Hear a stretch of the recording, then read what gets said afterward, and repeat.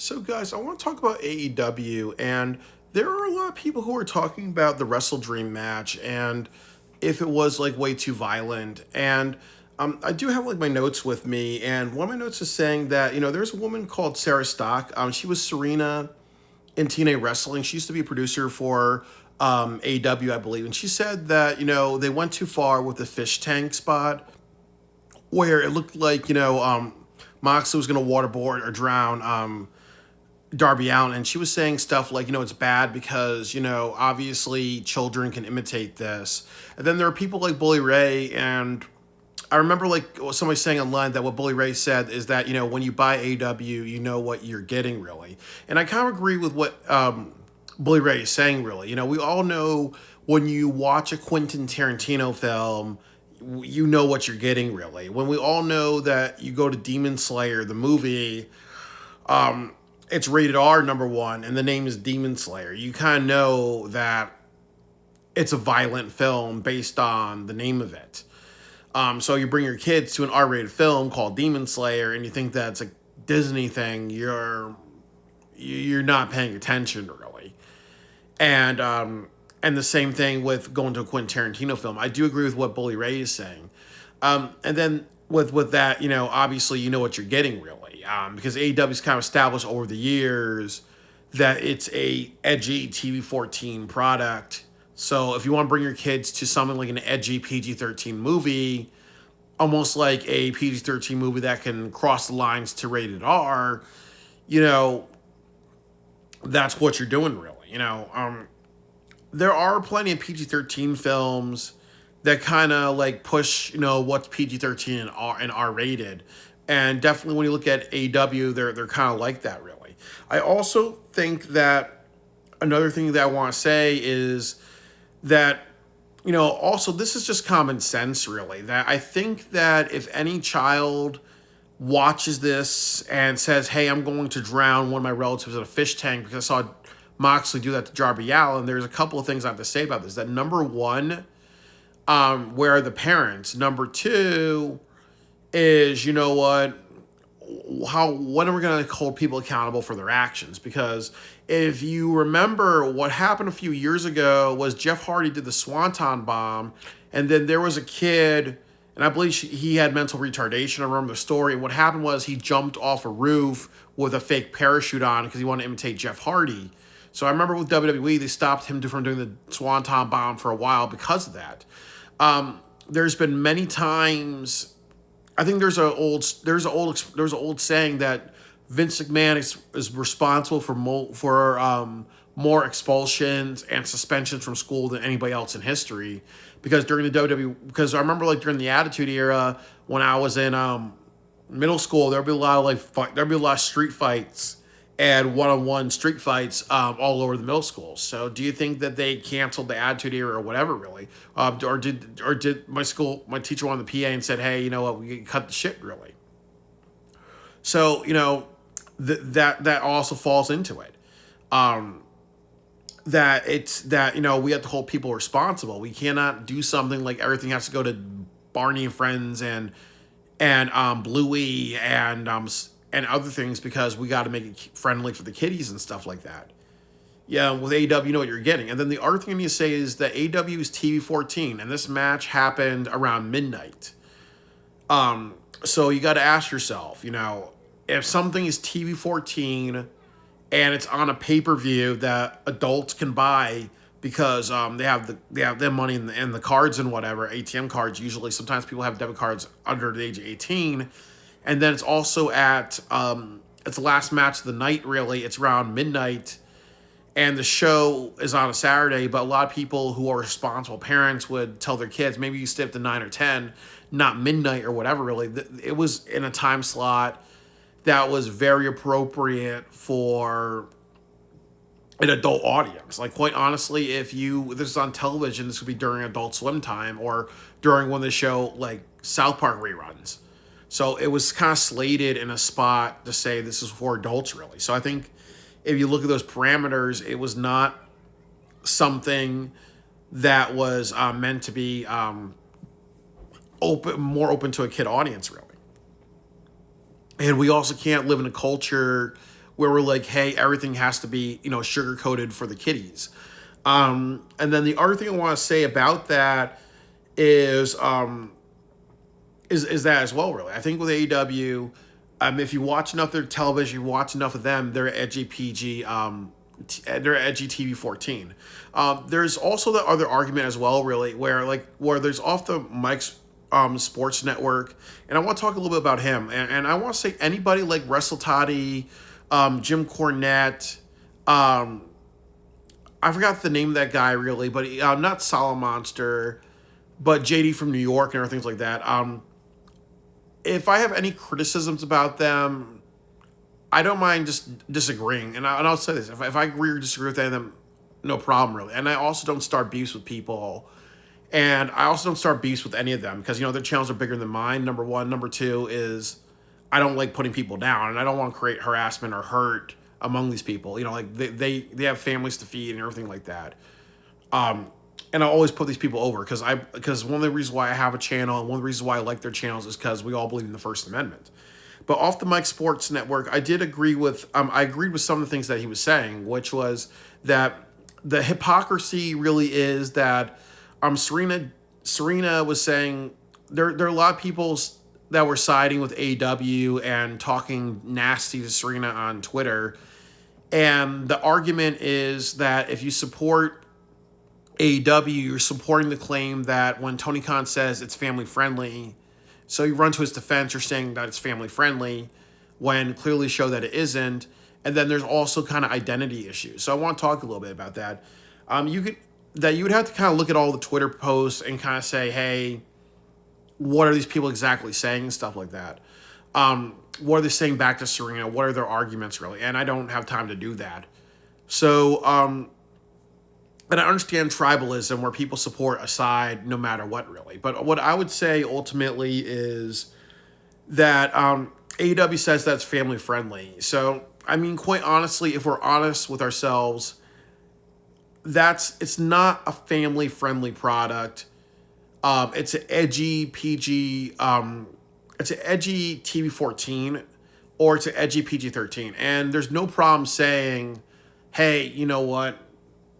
Our product is edgy PG-13. So definitely you can bring the family along, but keep in mind that we're also about crossing lines, really.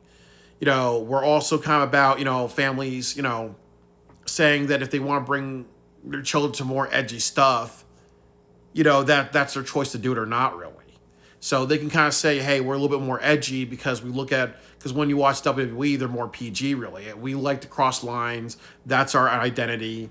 And if families feel that that's appropriate for their children, or even appropriate to watch their children have conversations about what we do, that's okay, really. We believe more in expression, really, and in freedom of expression, freedom of wrestlers doing what they want in the ring, because when you look at WWE, there's a lot of restrictions, and sometimes that can be helpful, sometimes that can be detrimental, really. So it's okay to say that your family, that it's okay to say that you are for families that are comfortable with more mature themes and content, because there's plenty of people, when The Passion of the Christ came out, that were bringing children to R-rated movies to teach the suffering of Jesus. There's plenty of people who watch the news with their children, and you hear and the children are hearing stories of like stabbings and rapes and child rapes and stabbings and whatever on a daily basis, because their parents are like, okay, you got to watch the news, or if mom and dad's watching the news, you got to watch along with us,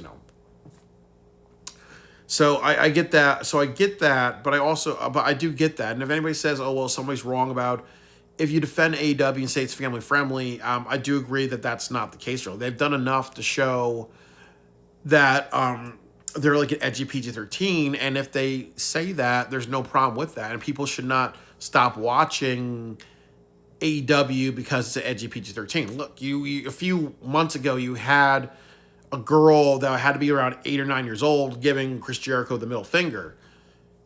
Shows to you that there are some families that are okay with edgy shit.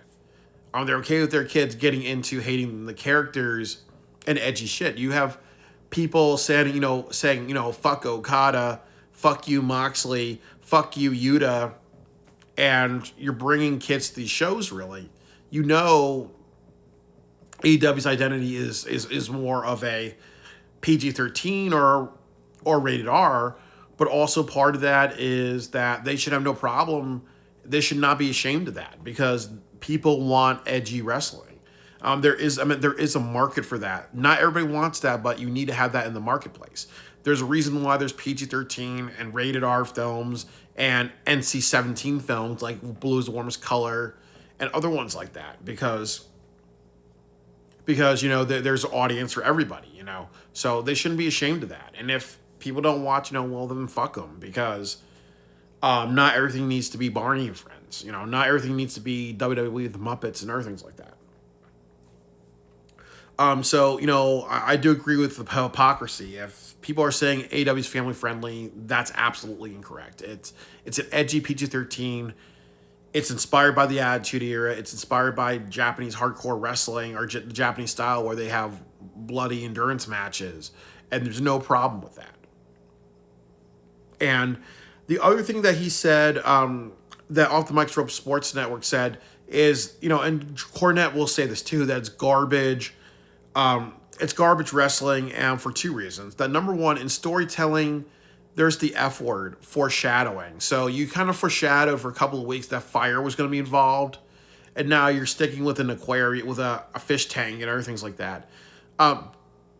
Do I feel it came out of nowhere? Absolutely. Because the way to go with it would be to use fire. You tease fire. They should have stuck with fire. And then also there are people saying the reason why they didn't use fire or whatever is two reasons. That number one, you have to get permission from the fire marshal. And that's why when Darby Allin used the flamethrower at Anarchy in the Arena, he was not allowed to go. He was not allowed to walk around the MGM Arena because there's the fire. They had to talk to the fire department. There's reasons why he was able to do that. Flamethrower teas in other states or something like in other states, because of certain rules, or even in other cities, But ultimately, they have to do their research next time. If Missouri or St. Louis said, okay, we have certain like ethical codes, like we don't want it to be too violent at wrestling events because wrestling's for family, whatever. Then they just have to say we can't do these types of matches in St. Louis. I want them to still go back to St. Louis. I still want them to go to Che Fitz every single year and stuff like that. But if they can't do those matches, it means say there's matches for other cities where they allow shit like this to happen, really. Or next time, go to Chicago, then go to Missouri for another show, type of thing, really. So maybe they didn't do their research on what was allowed, and they have changed things at the last minute, really. But the whole thing about the aquarium, like I said, that came out of nowhere, really.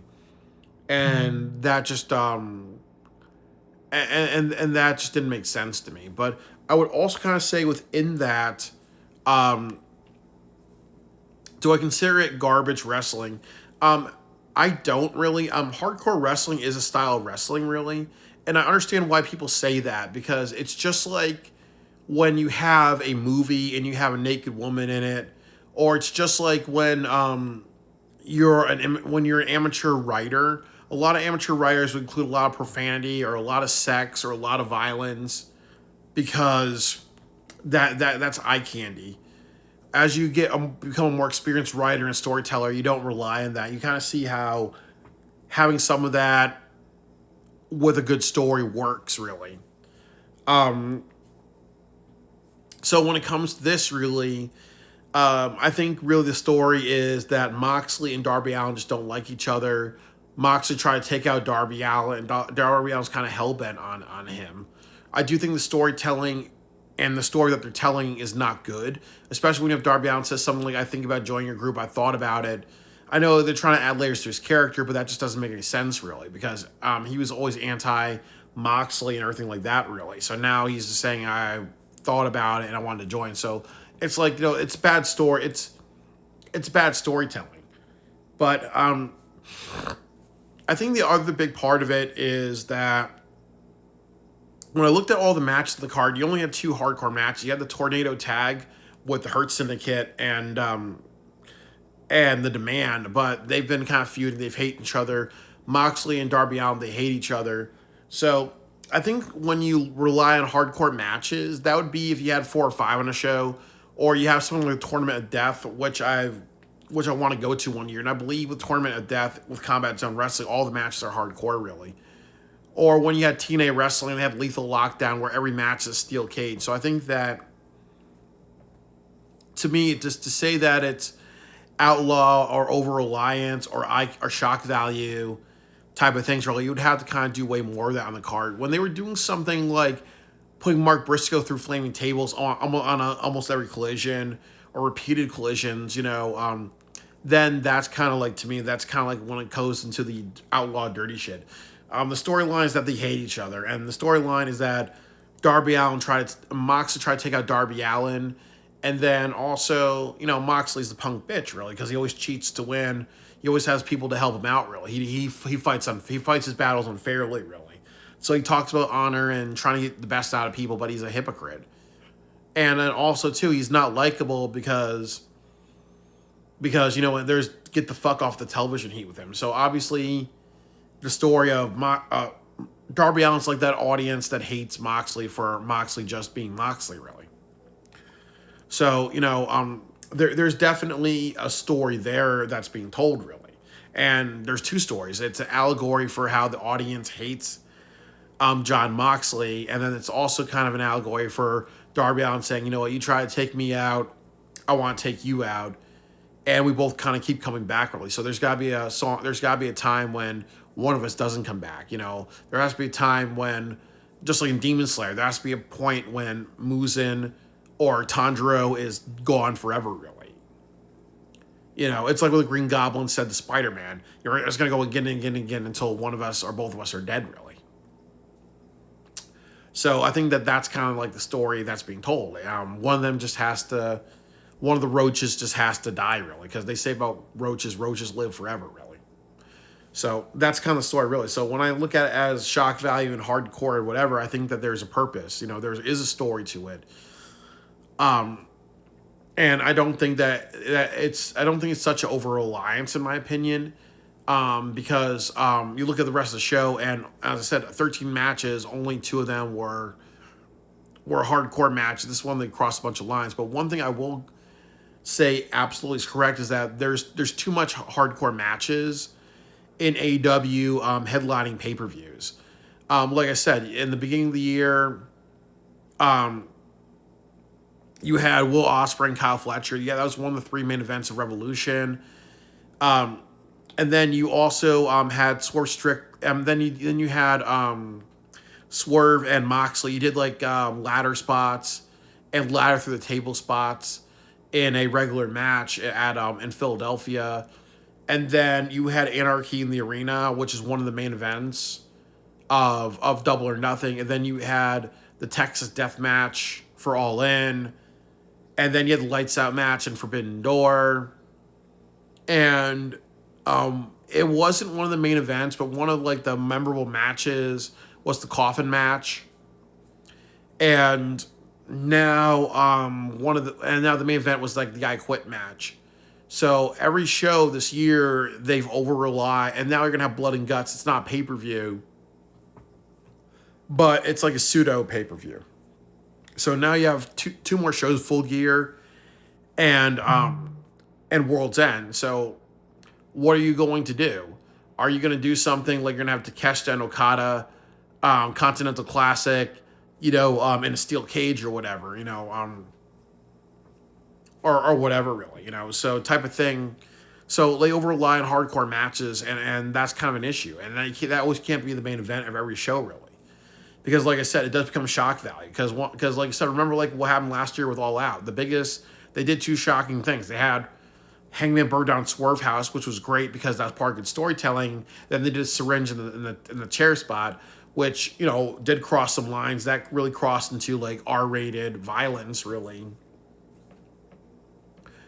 So, but now they're kind of almost doing that every single time, really. So I really think that for a show, like I said before, if I was booking, I would do John Moxley and Daniel Garcia versus Darby Allin and Bryan Danielson one time, like just so we can have a little bit of a break, and then I would do another hardcore match really, because I think that would be appropriate, just to kind of have a little bit of a break and stuff like that. I think they don't know how to kind of like figure out matches for them to have that are not hardcore shit.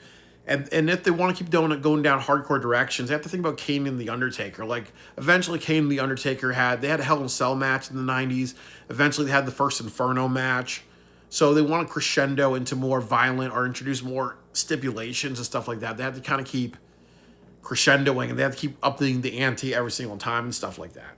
And they have to kind of do maybe like, just like, what, we got to keep a scorecard. Maybe at the end of the year they have like a barbed wire death match.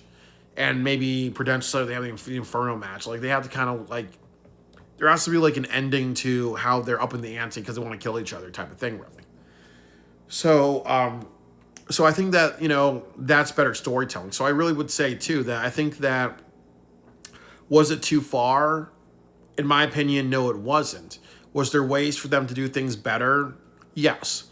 Do they need to do things better? Absolutely, really. Do I feel that Serena was right? No, I do not feel that they were right to say, okay, you know what, you gotta cut it back because we need to be a good influence on children. Fuck that. Because, like I said, you have South Park where Donald Trump is showing his penis every single episode on South Park.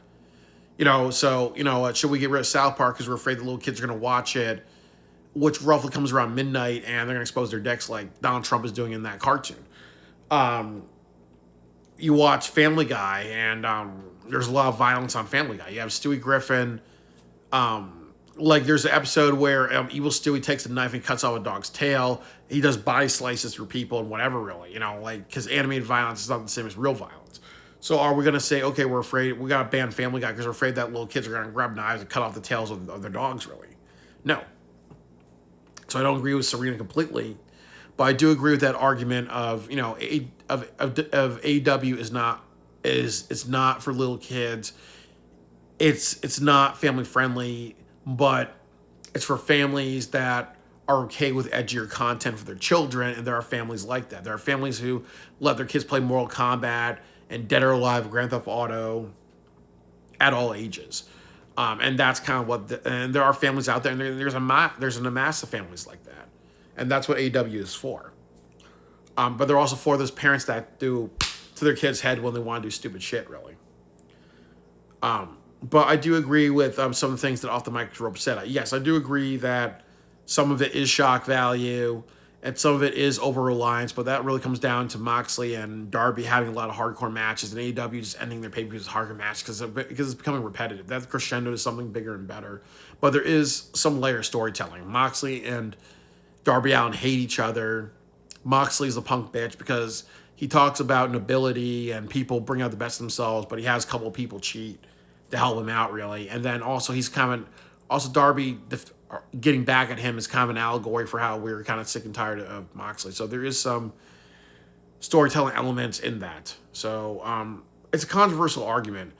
And the last thing that I'll say, and I'll just cut it quick, is that in my opinion, I didn't think it was violent, but I didn't feel like they crossed the line, really. And I do think that, as I said before, and I'll say it again, that if you have an issue with somebody being drowned or simulating drowning, how about John Cena recklessly driving? Like at the time he drove a car through a glass wall at WrestleMania. Isn't that more of an issue? Isn't that kind of bad because teenagers drive, and isn't that bad because there's some videos of kids taking their parents' car, driving to McDonald's at under the age of 10, really. So, there's always going to be forms of entertainment where people are not doing the right thing, and we got to make sure that when children imitate these stupid things, you hold them accountable and their parents accountable. You don't just censor television because one person decides to be stupid.